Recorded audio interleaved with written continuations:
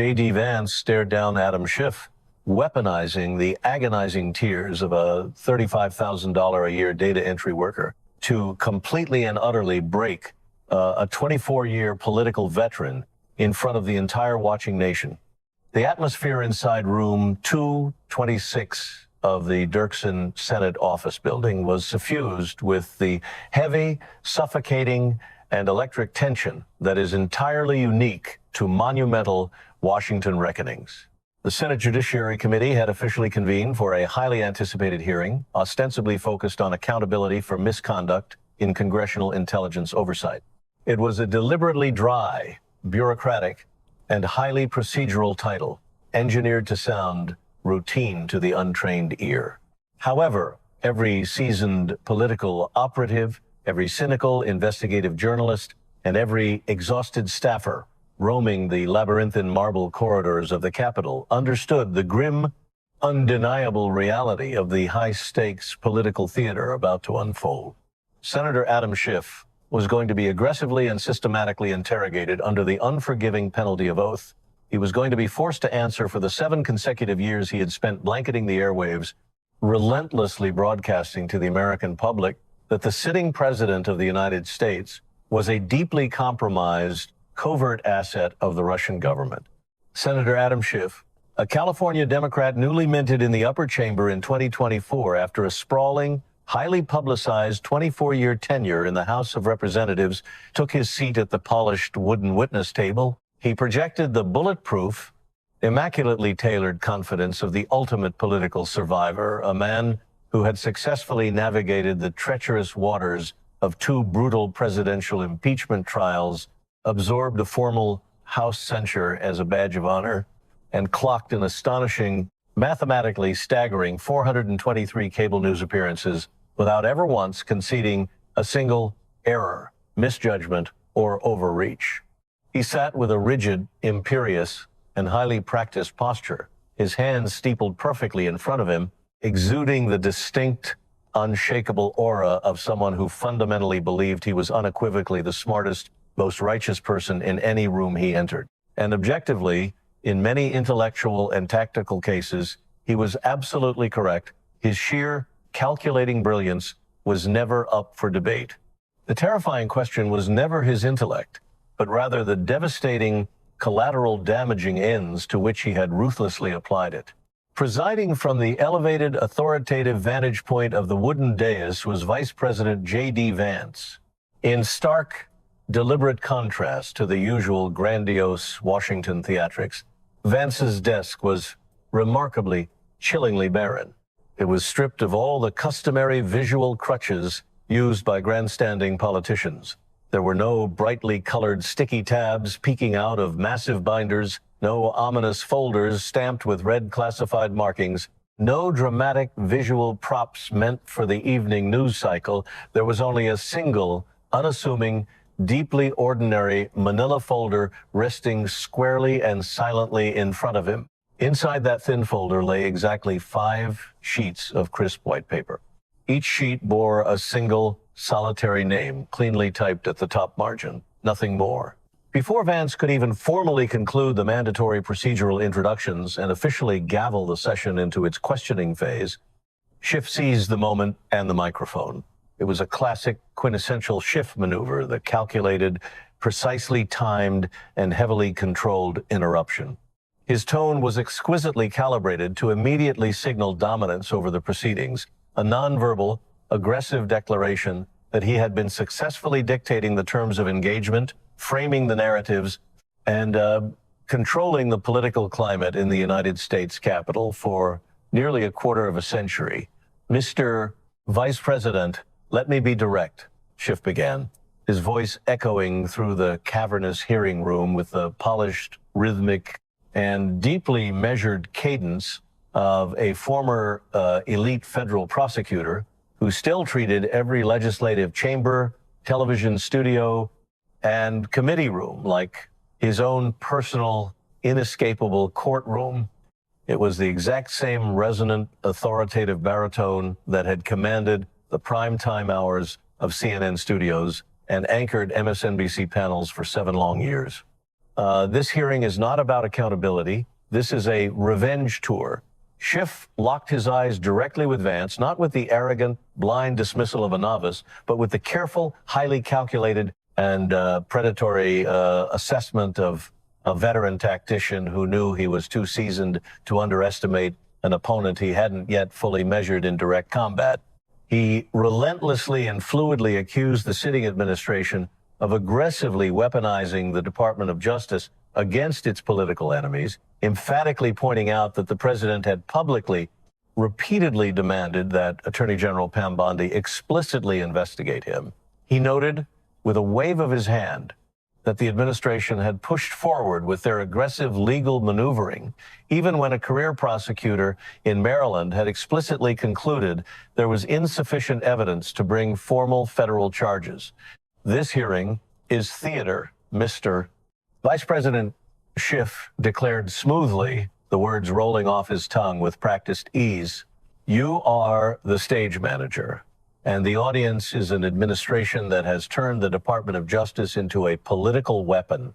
He executed a textbook, flawless prosecutor's pause, a 3-second beat of silence designed to let the heavy accusation hang in the stagnant air of the room, allowing the cameras to capture his resolute expression.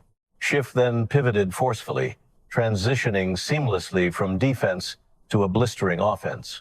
He cited the administration's controversial firing of multiple inspectors general, the systemic gutting of the intelligence community's traditional frameworks, and the deeply contested appointment of a director of national intelligence whose primary overriding qualification, Schiff argued, was absolute, unquestioning loyalty to one single man.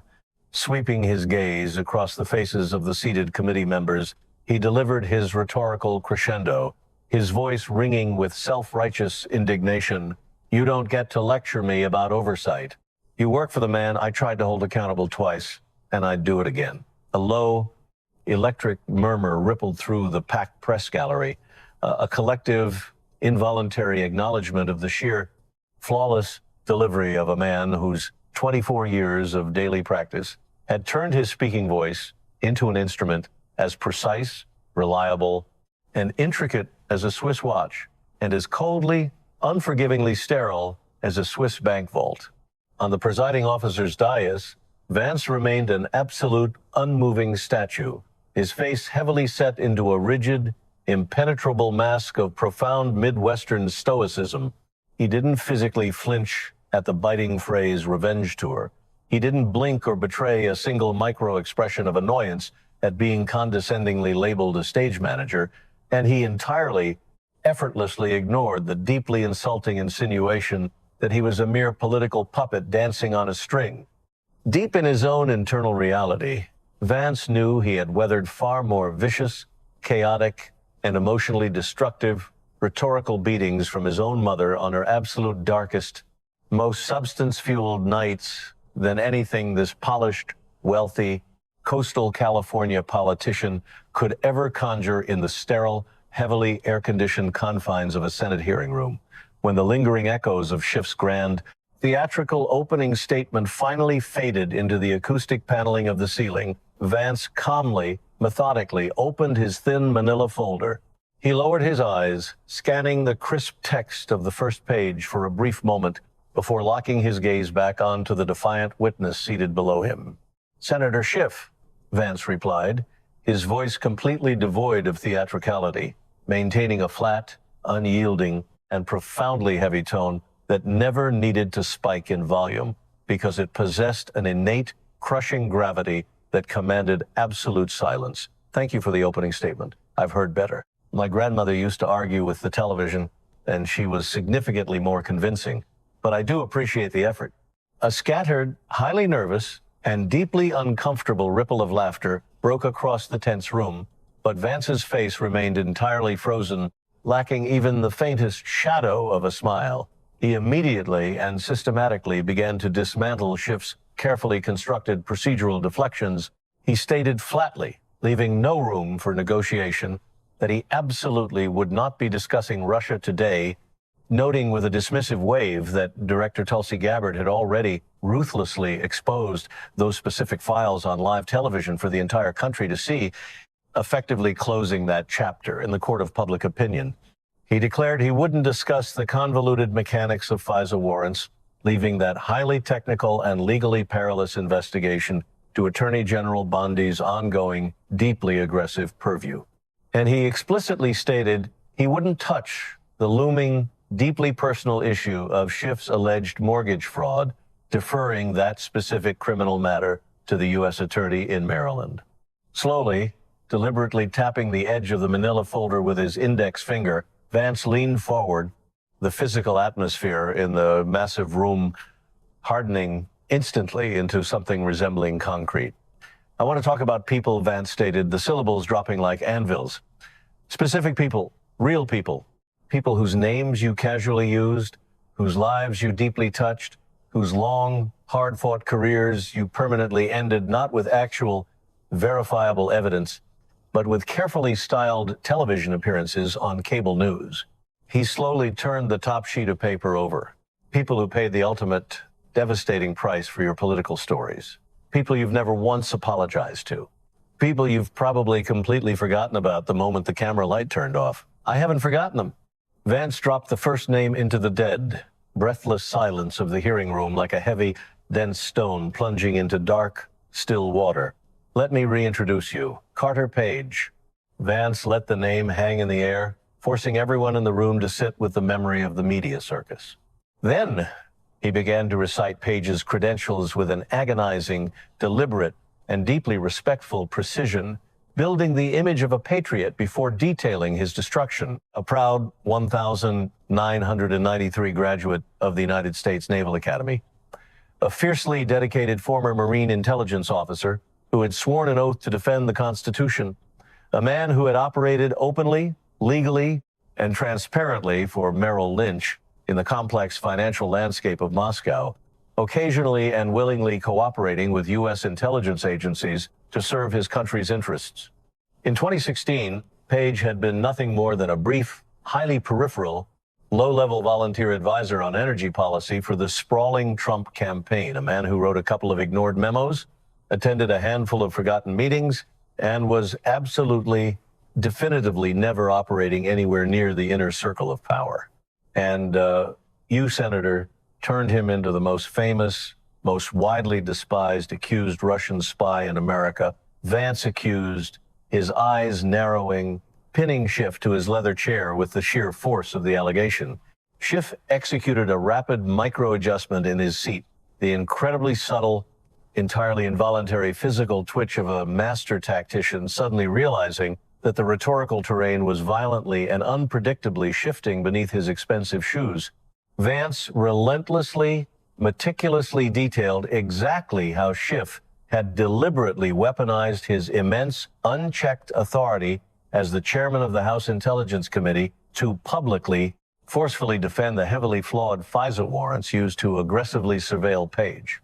Vance reminded the room how Schiff had repeatedly gone on national television looking directly into the camera to assure the American people that the warrants were entirely lawful, strictly necessary, and based on highly credible, rock-solid evidence.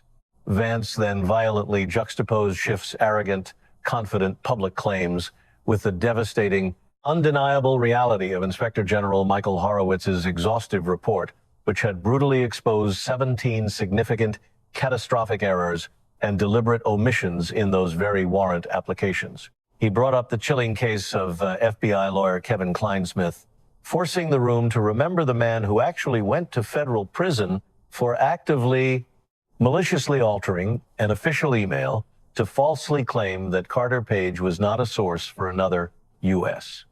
government agency when, in fundamental, verifiable fact, he had been bravely serving as a source. He falsified federal evidence to illegally surveil an innocent American citizen, and you, with the full weight of your office, went on television and defended the corrupt process that produced that fabricated evidence. Vance stated coldly, the temperature in the room seemingly dropping 10 degrees. Setting the Page down flat on the desk, Vance delivered the absolute, inescapable kill shot regarding Page's ultimate legal reality. 0 crimes charged, absolutely no indictments, no dramatic dawn arrests, no trials, no convictions, nothing. Schiff desperately reached for his microphone, attempting to instinctively hide behind the dense, bureaucratic shield of standard judicial procedure. The FISA process was validated by the Foreign Intelligence Surveillance Court. Schiff stammered, his usually flawless cadence fracturing. Vance cut through the weak defense without raising his voice a single decibel, his words continuing their relentless march the way a river violently cuts around a futile rock, which is the exact same court that received the applications containing 17 catastrophic errors and intentionally falsified evidence. I've read the Inspector General's report, Senator. All 476 pages of it, have you?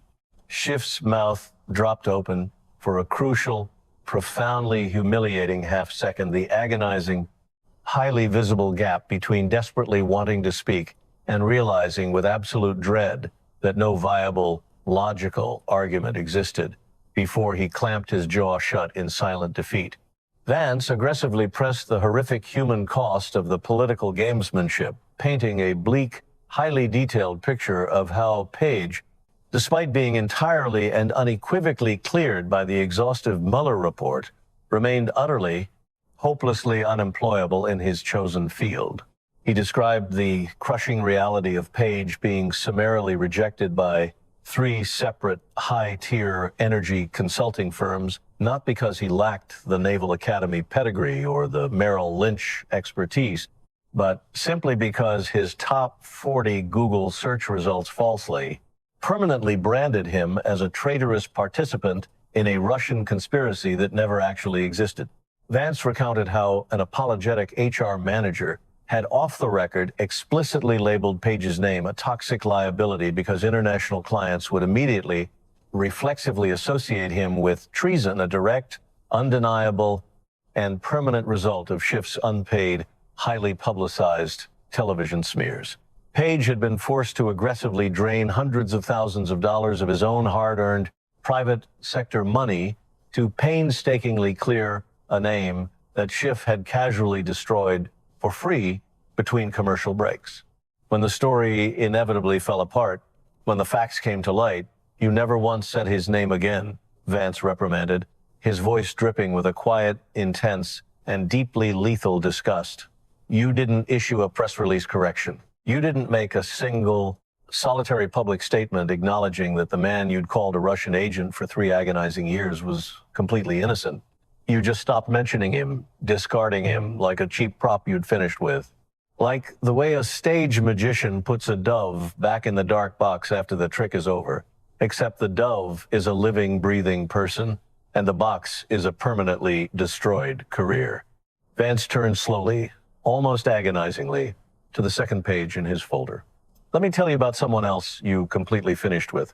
Lieutenant General Michael Flynn." The vice president read the man's staggering military credentials slowly, lending immense, crushing, historical weight to every single syllable.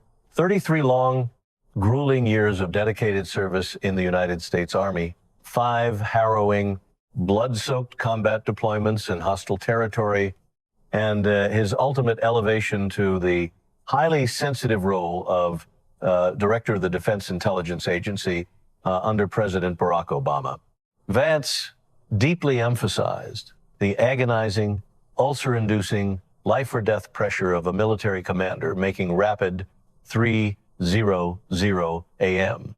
decisions in sterile briefing rooms where the wrong answer literally, physically meant young Americans returning home in flag-draped body bags. Schiff, from the comfort of an air-conditioned television studio, had casually branded this deeply dedicated, combat-tested man, a compromised Russian agent, on national television repeatedly, long before any formal evidence was gathered, long before the investigation was even remotely complete, entirely and aggressively violating the core sacred presumption of innocence that Schiff himself had solemnly sworn to uphold as a former federal prosecutor. A visible, tight hinge of muscle flexed in Vance's jaw, a subtle but highly dangerous physical tell revealing the deep, burning, personal anger of a fellow Marine veteran who recognized a brother in arms, a warfighter who had moved into the shadowy world of intelligence specifically to save American lives on the battlefield. and you destroyed him on television for primetime ratings. Vance spat, the words carrying venom. Schiff leaned forward aggressively, his survival instincts kicking in as he cited Flynn's initial, highly publicized guilty plea. But Vance instantly and violently swatted the weak defense out of the air, citing the undeniable physical reality of the FBI agent's own handwritten notes, documents that cannot be spun, fabricated, or altered after the fact, which clearly indicated that the highly trained agents who personally interviewed Flynn did not actually believe he was lying to them. Schiff desperately tried to pivot again, attempting to steer the conversation toward the ultimate legal conclusion of the drop case and the presidential pardon, but Vance violently dragged him back by the collar to the horrific, bleeding human reality on the ground. The human fact, Senator, is that Michael Flynn, a three-star general with 33 years of immaculate military service, was forced to sell his house, Vance stated, his voice ringing with a terrible clarity. He let the horrifying, depressing image of a lifelong patriot sitting at a sterile closing table, signing over the legal papers and handing the metal keys to the cherished Virginia family home where his children had grown up, just to pay exorbitant, bankrupting legal fees, sink deep into the marrow of the silent room.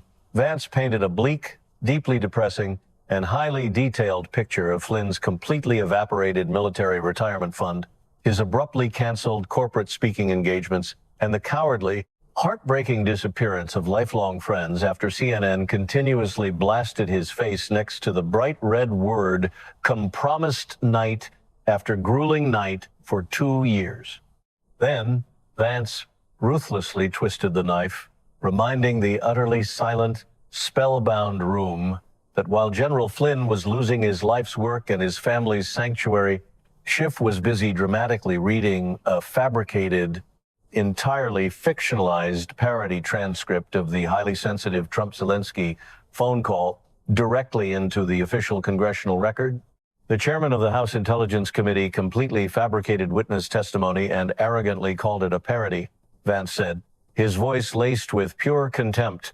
While Michael Flynn was literally selling his family's home to pay for your last piece of fiction, you were already busy writing the next one. The slow turn to the third page brought a distinct, highly noticeable shift in Vance's vocal tone, a specific, haunting, almost paternal gentleness reserved entirely for those who are far too young to have ever deserved the absolute brutality of the Washington political machine. Next name, George Papadopoulos, Vance said softly, the name echoing like a tragedy. In 2016, George was just 28 years old, merely a kid from Chicago with shiny degrees from DePaul and the University of London, heavily fueled by an earnest, wide-eyed dream to work in the complex world of foreign policy, possessing a genuine, naive belief that the work deeply mattered and could change the world. Vance specifically instructed the hardened political committee to actively remember what it actually felt like to be 28 years old, an age where one still foolishly, optimistically believes that the American system inherently rewards hard work, dedication, and rule following before the crushing realization sets in that the massive, indifferent federal machine sometimes just needs a convenient name to completely destroy in order to justify its own bloated existence. Papadopoulos had eagerly secured a very low-level, highly peripheral advisory role on the campaign, only to be actively, aggressively, and deliberately targeted by highly trained FBI informants. Vance detailed the operation, including the deployment of a mysterious woman using the alias Azra Turk, who intentionally, repeatedly dangled the very illicit Russian connections the Bureau was supposedly already investigating.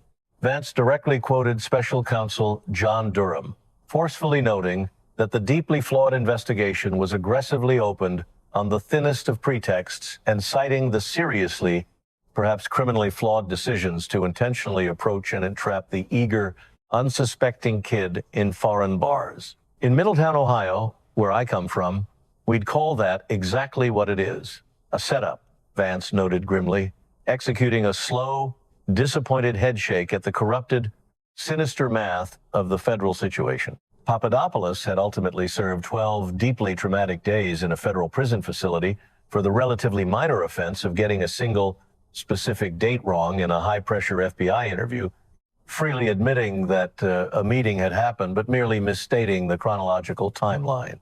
Yet, Schiff had aggressively inflated this young, terrified man's minor, non-malicious administrative error into a highly coordinated, sinister, and massive international web of Russian contacts on national television. Unlike Senator Schiff, the 28-year-old kid had absolutely no Clinton Foundation backing him, no massively funded California Democratic Party writing blank checks for his high-powered defense attorneys. He had only his extremely meager personal savings, his terrified, weeping parents, and a thoroughly shattered, irrecoverable dream of public service. You turned that young man's American dream into a federal mugshot, and you never lost a single minute of sleep over it, did you? Vance delivered the blow with chilling precision. Schiff attempted a weak, highly academic deflection by noting that the Durham report was widely criticized by certain factions, to which Vance smoothly, effortlessly countered with the brutal logic of a street fighter. Yes, Senator, criminals very often criticize the specific investigations that catch them. That's not exactly new. Schiff's jaw tightened deeply, visibly bristling with defensive anger as he slowly, agonizingly discovered, name by meticulously researched name, that this specific conversation was meticulously, heavily built to completely resist his legendary ironclad control. Vance set the third page aside and stared down at the fourth page for a very long, very heavy, and deeply uncomfortable moment. The silence stretched until it almost physically hurt the eardrums of those in the room. When he finally spoke, his pacing slowed drastically, adopting the frightening, exact precision of a trauma surgeon carefully selecting a razor-sharp scalpel for a deeply critical incision. Let me tell you about someone you've absolutely never heard of. I'm not going to use her real name today. She's explicitly asked me not to, because she's still terrified of you. The atmosphere in room 226 abruptly mutated from tense political theater into something profoundly dark and deeply human. This wasn't about highly paid public figures, four-star generals, or ambitious campaign operatives anymore. Vance introduced a woman he called Jennifer, a 31-year-old data entry worker living in Ohio, grinding away, making a meager, highly stressful $35,000 a year just processing endless, mindless email lists for a political campaign. She was a deeply exhausted single mother, desperately stretching pennies to afford a basic two-bedroom apartment, forced to calculate the exact cost of store-brand groceries and entirely unable to afford the luxury of a restaurant meal. Vance wasn't speaking to Schiff anymore. His eyes swept past the witness table, looking directly at the committee members, the breathless reporters, and the cameras, speaking directly to the millions of overworked, underpaid working-class staffers and ordinary citizens watching in horror at home. In 2018, Jennifer had received a terrifying, life-altering federal subpoena from the special counsel's highly aggressive office. She hadn't done a single thing legally or morally wrong. She had merely, routinely processed one single, entirely innocuous email out of tens of thousands that just happened to contain a name that eventually ended up on one of Senator Schiff's infamous, highly publicized conspiracy lists. Vance explicitly laid out the crushing, devastating financial math of Washington, D.C. for the entire country to hear. Elite federal subpoena lawyers in the capital charge between $400 and $800 for a single hour of their time. Jennifer, terrified of federal prison, spent exactly $22,000, her absolute entire life savings, her painstakingly built safety net meant for a dying furnace, a broken down car, or a medical emergency, just to legally answer a blind subpoena that ultimately went absolutely nowhere. Her name never once appeared in the massive Mueller report. She was never called to officially testify, and the sprawling, heavily funded federal investigation simply moved on and forgot about her, the way a violent storm completely forgets about the fragile houses it passes over and destroys. Vance's voice dropped to a profoundly intimate, emotionally devastating register, carrying the genuine, unvarnished weight of her profound grief. He recounted in excruciating detail how her deeply confused 6-year-old son had found her weeping uncontrollably, her face buried in her hands, sitting alone at their cheap wooden kitchen table late at night. She said, "Work stuff. Because what in God's name do you tell a 6-year-old boy?"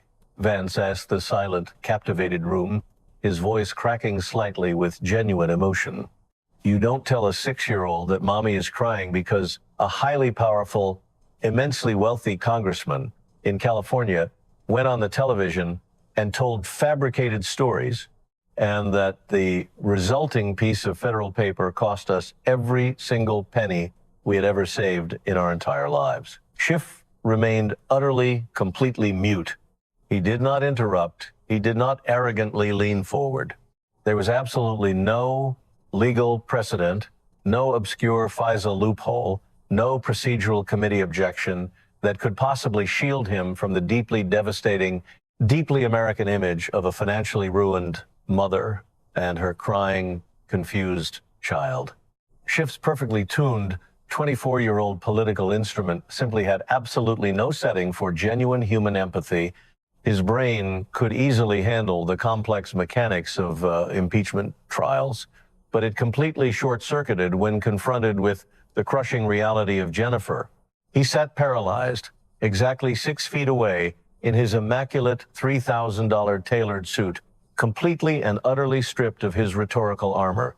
Vance finally picked up the 5th and final page, staring at it, not with burning anger, but with a deeply cutting, paternal disappointment, the specific, gut-wrenching kind of look that heavily implies someone expected basic human decency and didn't even get that.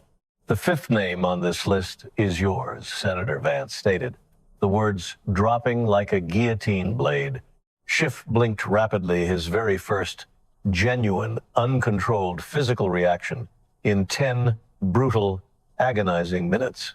Vance began a devastating, deeply humiliating financial juxtaposition, ripping away Schiff's moral high ground.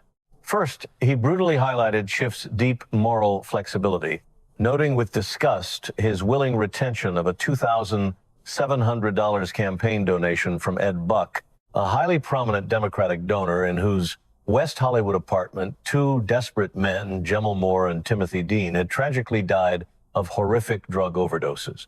Vance pointed out that Schiff only finally returned the tainted blood money after Buck was federally convicted and sentenced to 30 years in prison, explicitly proving to the room that the decision was a cold, calculated political liability assessment, absolutely not a genuine moral oversight. Then Vance moved effortlessly to the final kill. While the innocent Carter Page had to sell his house to pay for a crime he was never even charged with, Senator Adam Schiff was actively currently under a highly serious criminal investigation by the U.S. Attorney's Office in Maryland for alleged mortgage fraud, specifically allegedly falsifying federal bank documents and property records to illegally obtain more favorable loan terms, claiming a massive house in Potomac as his primary residence, while simultaneously claiming a condominium in Burbank, California. One man tragically sold his house because of your reckless words. You, Senator, are currently being federally investigated for actively lying about yours, Vance hammered, the hypocrisy echoing loudly in the chamber. He then ruthlessly compared General Flynn's entirely lost military pension and sold home to Schiff's staggering, massive $1-2 million legal defense fund, lavishly padded by 400 wealthy donors, massive political action committees, and an Indian tribe. Finally, he contrasted Jennifer's completely evaporated, devastating $22,000 life savings with Schiff's total elite financial insulation from the consequences of his own actions. You confidently told stories for 7 long years, Senator, 423 television appearances, Vance summarized, slowly closing the thin manila folder and deliberately folding his hands together on the desk. And those fabricated stories cost Carter Page his entire career. They cost General Flynn his family home. They cost young George Papadopoulos 12 days of his freedom and his entire future. They cost Jennifer $22,000 and her young son's basic sense of safety. And they cost you absolutely nothing. The final word hung, suspended in the room like a heavy, unavoidable death sentence.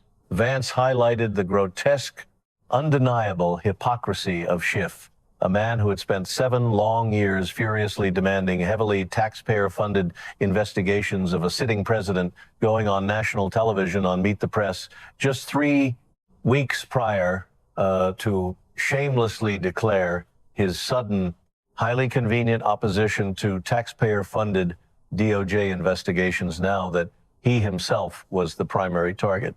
Slowly, deliberately, Vance stood up from his chair. It wasn't a cheap theatrical power play meant for the cameras. It was the heavy, burdened posture of a serious man delivering a final, unavoidable, and deeply moral verdict.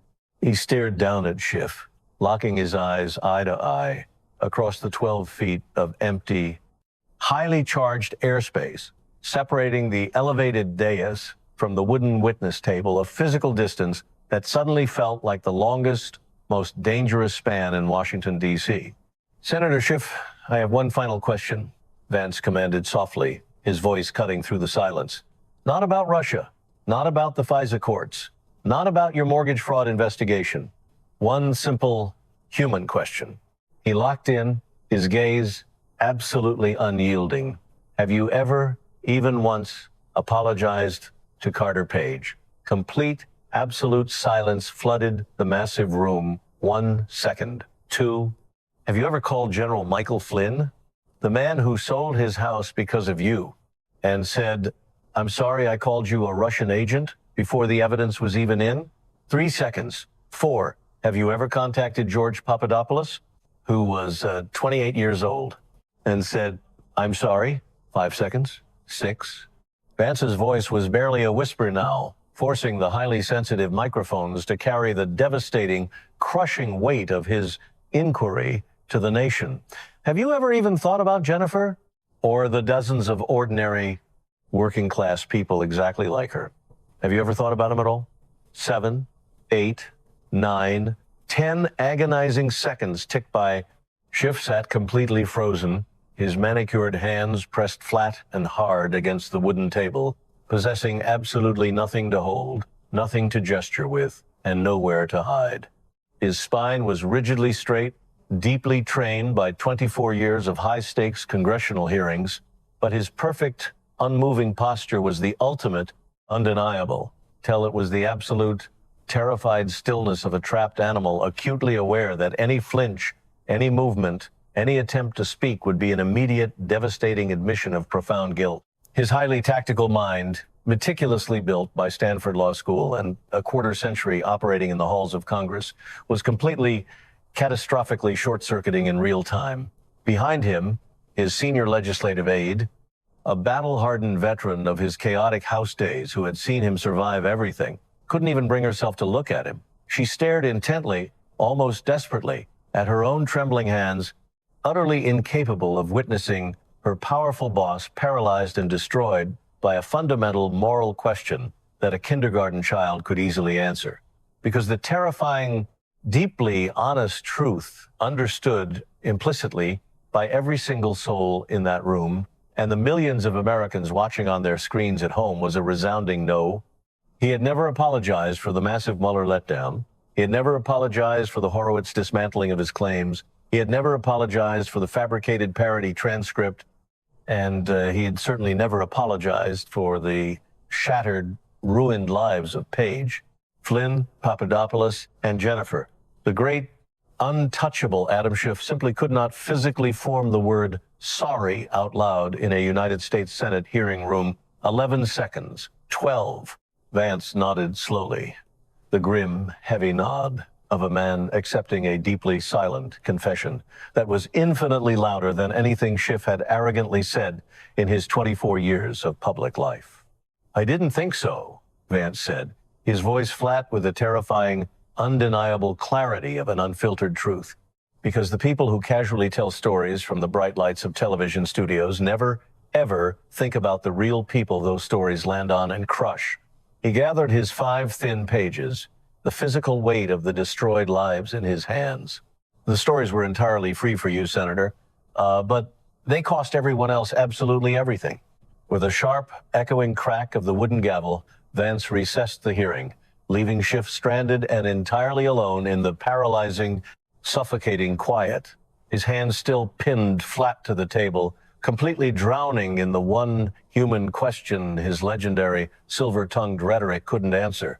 The political aftermath violently fractured the nation's digital and cultural landscape with an unprecedented, unstoppable speed. The viral explosion that dominated the internet wasn't Carter Page's highly technical exoneration, despite its massive 14 million views, nor was it General Flynn's deep betrayal narrative, though it completely dominated veteran circles and VFW halls on Facebook alongside stoic photos of him in his military uniform. Nor was it even young Papadopoulos's mugshot, which deeply terrified college campuses and young staffers for a week. The specific piece of media that absolutely broke the internet, transcending all political boundaries, was the story of Jennifer. A blistering, emotionally devastating 4-second clip of Vance detailing a desperate working-class mother's tears over a $22,000 legal bill amassed an earth-shattering, algorithm-breaking 47 million views in just 3 short days. It resonated viscerally and deeply because it was emotionally, experientially, and fundamentally true. Jennifer may have been a protective composite, a carefully constructed stand-in for dozens of unnamed collateral victims, but her absolute terror was universally understood in the bones of every single working-class parent in America who knew exactly what a catastrophic, out-of-the-blue $22,000 bill felt like. The secondary, deeply damaging shockwave was a brutal, highly effective split-screen graphic, rapidly shared 2.4 million times across all platforms. General Flynn's sacrificed Virginia family home, positioned directly beside Schiff's massive Potomac property, united by the devastating, inescapable caption, one sold his house to pay for a crime he didn't commit, the other is under federal investigation for lying about his. The raw hashtag number Say You're Sorry completely dominated global trends for 48 straight hours, rapidly transcending partisan lines to become a massive, unstoppable human demand for basic accountability as angry citizens flooded their own representatives' offices with demands for apologies for past political transgressions. The legal and political consequences cascaded rapidly, creating a nightmare scenario for the California senator. Massive, undeniable political pressure heavily squeezed the Maryland U.S. attorney to aggressively pursue the mortgage fraud probe, and while Schiff's elite legal defense fund quickly spiked to $1.8 million from panicked donors, the opposition fundraising against him completely tripled overnight. The California Republican Party ruthlessly capitalized on the moment, aggressively mailing the devastating financial comparison graphic to every single registered voter in the state. Carter Page's highly aggressive attorney boldly announced a novel, unprecedented civil lawsuit specifically targeting Schiff's unprotected, non-legislative television appearances, generating a federal docket number that quickly mutated into a highly popular conservative bumper sticker seen across the country. On the normally decorous Senate floor, 31 furious Republicans boldly backed a historic, deeply damaging censure resolution. Though it ultimately failed to reach the impossibly high 67 votes needed for passage, the terrifying permanent number 31 would forever aggressively haunt Schiff's remaining tenure, serving as a permanent, highly visible stain of colleagues officially signing a document validating the horrific harm he caused. In a desperate, flailing response, Schiff's highly paid spokesperson issued a frantic, deeply defensive press statement, predictably whining about the administration attempting to silence critics, while cowardly and noticeably omitting the names Page, Flynn, Papadopoulos, Jennifer, or any remote semblance of a basic human apology. Deep inside, the quiet, labyrinthine corridors of the Hart Senate office building, Dorothy Chen, a 27-year-old, highly ambitious legislative memo drafter earning exactly $52,000 a year, sat completely frozen at her desk over her chip-stained coffee mug. Just 4 months prior, she had eagerly watched Representative Tulsi Gabbard methodically and clinically expose Schiff's political lies with highly classified folders. But this visceral moment was entirely different. Gabbard had effectively proven the intellectual lie. Vice President Vance had brutally proven the devastating human collateral. Dorothy looked at the muted television screen, her stomach dropping as she vividly imagined the utter life-ending devastation if a random $22,000 federal subpoena mysteriously landed on her own cluttered desk just for doing her basic daily data entry job.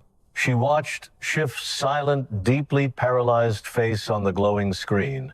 That's exactly what it looks like, she whispered to the empty, heavily air-conditioned room, a cold chill running down her spine. When the words finally run out, hundreds of miles away, in the working-class heart of Columbus, Ohio, 44-year-old master electrician Marcus Webb sat heavily in his dusty, beat-up work truck in a massive Lowe's parking lot at exactly 6:23 p.m. His rough, calloused knuckles were tightly, permanently caked with white drywall dust. He silently watched the 4-second Jennifer clip on his cracked smartphone, the dark, highly repressed memory of his own personal nightmare violently resurfacing in his mind. In 2016, Marcus had merely innocently volunteered to pound cheap plastic yard signs into the dirt for 2 brief October weekends. For that microscopic, deeply patriotic participation in the American democratic process, he had received a terrifying, highly threatening congressional letter from the House Intelligence Committee in 2018. Deeply panicked and entirely confused by the dense legal jargon, he had frantically hired a local $200 an hour lawyer who quickly drafted a simple, single-page response. That single piece of paper cost Marcus exactly $3,200, representing 6 grueling, back-breaking years of saving exactly $50 from every single paycheck for his vital emergency fund.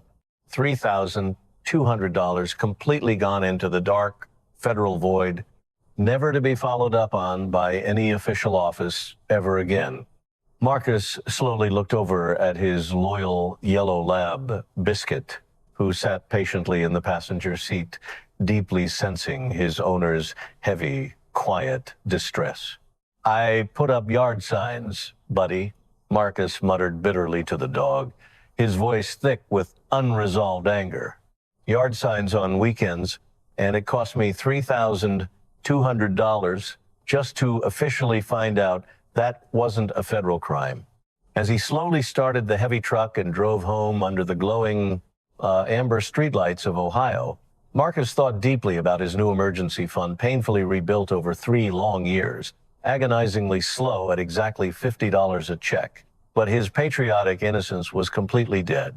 The very first fund was built on an innate trust in the American system. This new one was built on the terrifying, dark awareness that a blind letter from Washington could randomly, effortlessly obliterate a working man's entire life for absolutely no logical reason at all. God bless Dorothy Chen, who deeply recognized that while classified documents logically prove the lie, the human names definitively prove the agonizing collateral damage.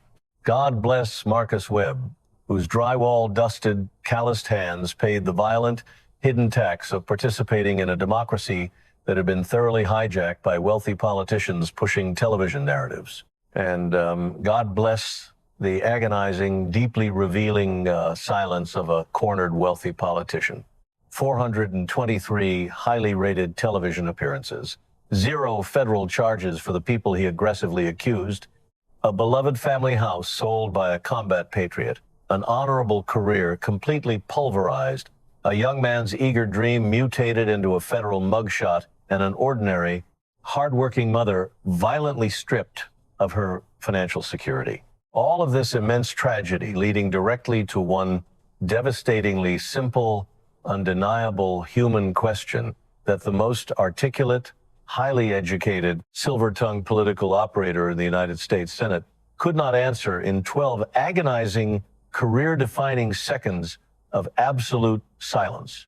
But as the political dust finally settled on the historic hearing room and Adam Schiff finally, quietly retreated from the glaring studio lights into the shadows, a new, far more dangerous question began to loudly echo through the marble corridors of the Capitol. If just 12 seconds of silence could completely break a 24-year legacy, what explosive, nation-altering secrets were still quietly buried inside the vice president's thin manila folder, just waiting to detonate?